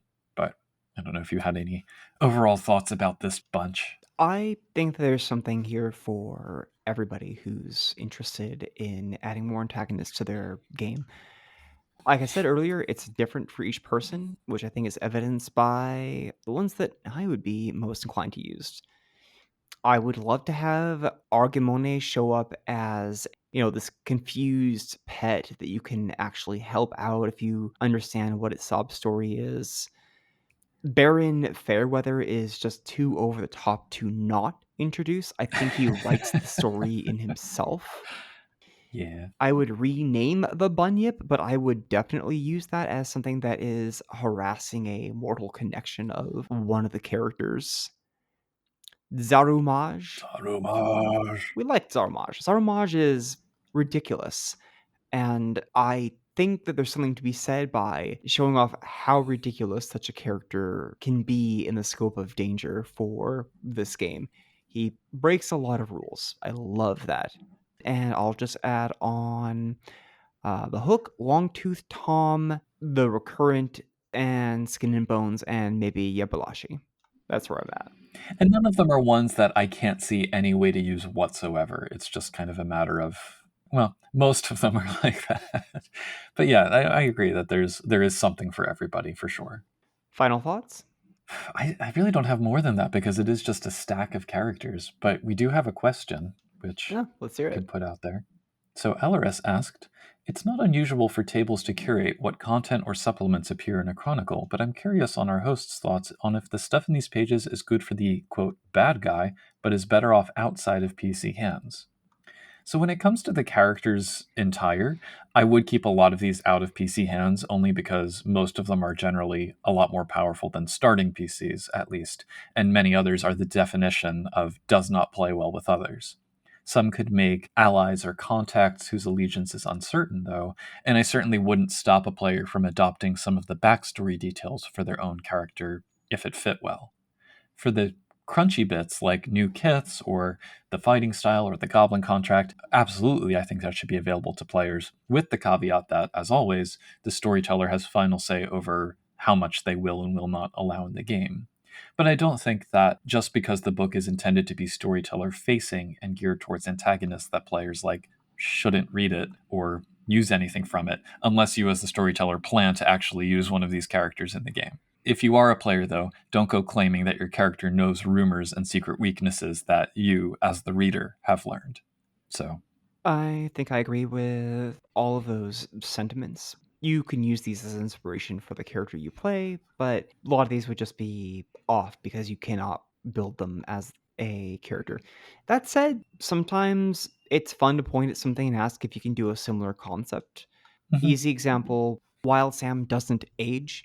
If you want to have a character who doesn't age, I think you could talk with your storyteller about that. Same as with Jack o' the Lantern, where he doesn't have a heart in his chest. yeah. Would not allow a Zarumage character in the game. Some bridges are bridges too far, as Longtooth Tom tells us. Anyway, more books to come, thankfully. Next up is Dancers in the Dusk, right? Yep, excited for it. But until then, if you would like to keep the conversation going, we have a few options for you to do so. You can reach out to us on Discord at discord.me/CTP. Email us at podcast@changelingthepodcast.com. We are on Facebook and YouTube under Changeling the Podcast, and we have a Mastodon at changelingpod at dice.camp. Our Patreon as well is patreon.com/changelingthepodcast. Links to all of which will be in the show notes to this episode. Until next time, I've been Puka. And I am the fetch returning to her hollow in the woods. Keep it grim, keep it fearful, and a happy Halloween to all. Given the inscrutable and secretive nature of many Fey beings, one must ask the question, how could the backstories of these individuals and entities be known? The answer lies in a particular hollow buried deep within the hedge, where can be found the speakeasy known as the Final Verse. Here, before the eldritch spotlight, any Fey from the lowliest hedge beast to the most potent of gentry can let it all out, reciting confessional poetry through a haze of goblin absinthe and joint smoke that would do any dusk court tragic romantic proud. The true Fey stanzas are sometimes rendered in ecological patterns rather than rhyme and meter, and it can be difficult to do the traditional finger-snap applause when you've got talents that shred through the fabric of reality, but as neutral ground with a reputation goes, the Final Verse is your one best stop for learning about the keepers as they bear whatever passes for a soul. Among the audience members concealed within the dimly lit corners of the space, you might find some of the patrons who support our own attempts at a well-turned line or two. They include Bad Company, Sig Lawson Jr., Derek, Dorcas, Elris, Henry Kraft, Ia Bull, Oreo, Raz Caboose, Sandshaker, Sija, the crew of Erebus, and Were Buffalo.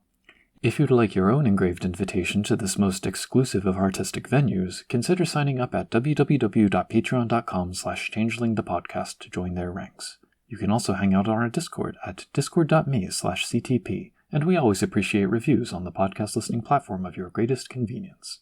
Until next time, do add some pathos to your biography and some quirky powers to your repertoire while you try, as always, to keep on dreaming.